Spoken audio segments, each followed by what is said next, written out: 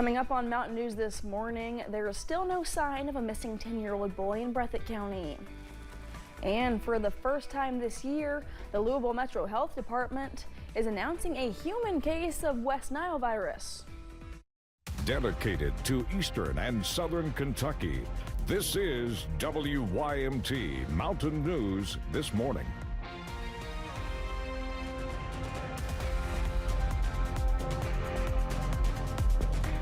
Good morning, I'm Caroline Mueller. The time is now 5:32 and today's date is Monday, August 11th. Let's check in with meteorologist Megan Desmel for a look at your forecast this morning. Now, Megan, I am one to love hot weather, and we've certainly seen a good bit of that, but recently I've been finding myself a little bit nostalgic of those cooler temperatures, but I'm sure that's something that once they come, I'll be regretting and reminiscing this weather we're seeing now. Yeah, just wanting those hot temperatures back. Yeah, you never know the good times until you're out of them, and that's kind of how I'm feeling with this week with those very hot temperatures. Definitely looking forward to the cooler weather. But in terms of this morning, we are looking at a little bit of fog as you're heading out the door, especially as you travel more towards Williamsburg. We've got about 2-mile visibility right now, hazard at 5-mile visibility. And as we go through the next couple hours, those fog chances will clear on out, and then we have a very slight chance of some scattered showers in the afternoon and evening hours, but all is clear this morning in terms of any rain activity. Temperatures, though, we're looking at a mixed bag. Normally this time of year we sit in the mid-60s, but we're looking at some folks in the low 60s and other folks in the low 70s. So big temperature range with high temperatures for the day. A little bit smaller of a temperature range as we're expecting those upper 80s and low 90s as we head into about that 4 o'clock time frame, with the exception of our Virginia counties, which typically are a little bit cooler, sitting in the low to mid 80s. And for the day, here's what we're looking at in terms of those temperatures warming up around that 3 o'clock, 4 o'clock time frame with a mixture of mostly sunny to partly cloudy skies. Caroline. Thanks, Megan. 2 people are facing charges in connection with a shooting in Breathitt County. State police say they were called to Kentucky 30 West in Jackson Thursday evening. When troopers and emergency medical personnel got there, they say a woman was suffering from multiple gunshot wounds. The woman, whose name has not been released, was flown to UK hospital. Police say she's in stable condition. 24-year-old Christopher Roberts of Boonville and 21-year-old Travis Watson of Beattyville were charged with attempted murder. One person is dead after a shooting in Kanawha County, West Virginia. Police were called to a home in the Rocky Fork area early Friday afternoon. Deputies with the sheriff's office say 2 people were involved in an altercation and were both armed. Police say the suspect attacked the homeowner before the homeowner shot and killed the suspect. Police say no one has been arrested at this time. The name of the person killed has not been released. Police in Buchanan County, Virginia are investigating after they discovered a body. Deputies and troopers with the Virginia State Police responded to the Woosley Branch area. The person's name has not been released and the cause of death has not yet been determined. It's been more than 8 months since the London police officer shot and killed Doug Harless in his home, but we might be getting closer to some answers from state police. I spoke with investigators with the Kentucky State Police who advised that they were in the final stages of the investigation.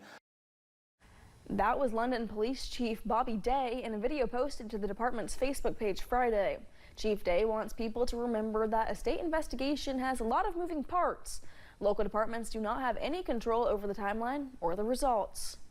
It is also important to note that the Kentucky State Police and the prosecutors are the ones who make the determination as to whether any law in the Kentucky Revised Statute was broken or not adhered to, and those decisions are not made and determined by the London Police Department.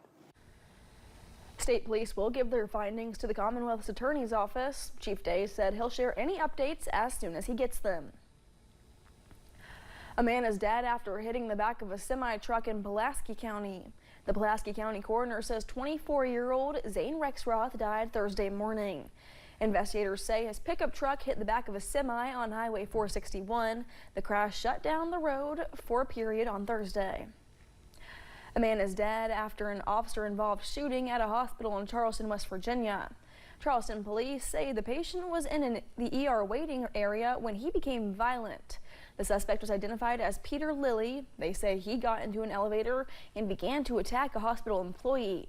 An officer had to respond with deadly force to protect the employee in the elevator from becoming seriously injured. The employee was not hurt. The emergency room of the hospital had to be shut down while officers investigated. This is a very unfortunate situation.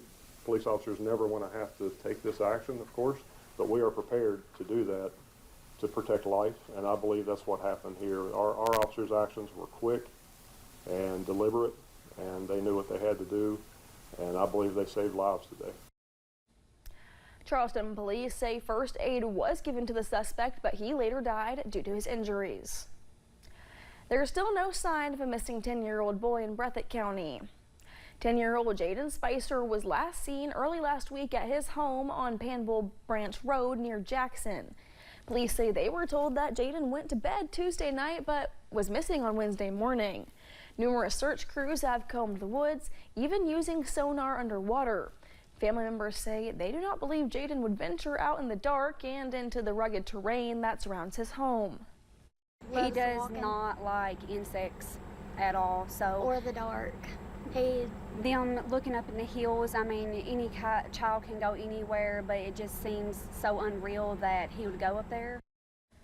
Some agencies from outside Breathitt County have arrived to help with the search. And as police continue to search for Jaden, the community came together Friday night to pray for him and his family. At Panbull Full Gospel Church, they are lifting up Jaden, hoping for a safe return. We're here to just be a community. This is what a church does. This is what a community does. We come together. We're all hurting. Moms and dads, we feel it. If there are any major developments in the search, we will be sure to let you know on WYMT.com and the WYMT News app. In Greenup County, 2 people have now been indicted for murder in the death of a 6-week-old baby. Cariana Hall and Jacob Hall were indicted by a grand jury. The baby died last November in the Wirtland community. The 2 were arrested last December in that case. The trial is set to begin on April 6th of next year. Now to a safety alert. Rumpke Waste and Recycling says they're having issues with customers putting hazardous waste into their bins, specifically batteries, which can cause serious damage. During the past month, Rumpke as a whole has experienced more than a dozen fires. They say these are all related to batteries. This not only poses a serious threat to the driver and the fleet, but also to the general public.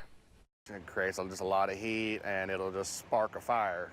And the next thing you know, if we don't get it caught in time, stop, there's a possibility that we may even have to dump it out in the road somewhere just so the truck don't catch fire. If you have a question about what to do with your batteries or any other trash, you can call Rumpke Customer Service or your solid waste company. Either can help guide you in the right direction. Many Kentucky schools have already started the new school year, and others are starting very soon. The return to the classroom comes with a lot of things, including the spread of germs. The CDC says COVID numbers are going up nationally. The Health Services Coordinator for Fayette County Public Schools says they are not too concerned about a massive spread, but it is good to remember when not to grab your backpack or head out the door. Generally, if they have a fever, we like for them to be fever-free without the use of medications for at least 24 hours before we want them to come back to school. She says it is important to get vaccinated as it's a good way to keep from getting diseases, whether you are a student or a faculty member.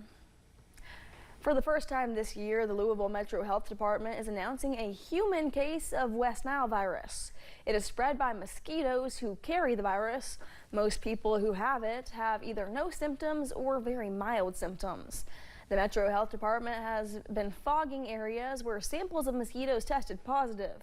You can protect yourself and your family with insect repellent and by wearing long pants and sleeves.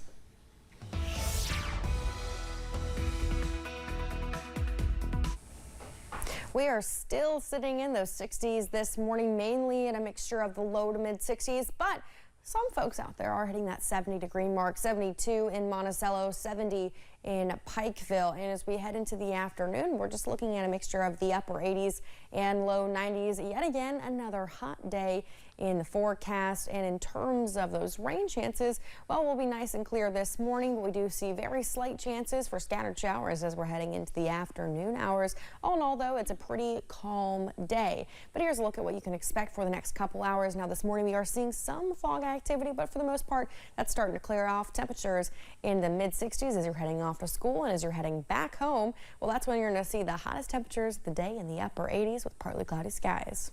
Caroline. Thank you, Megan, and thank you for joining us. The time is now 6:42.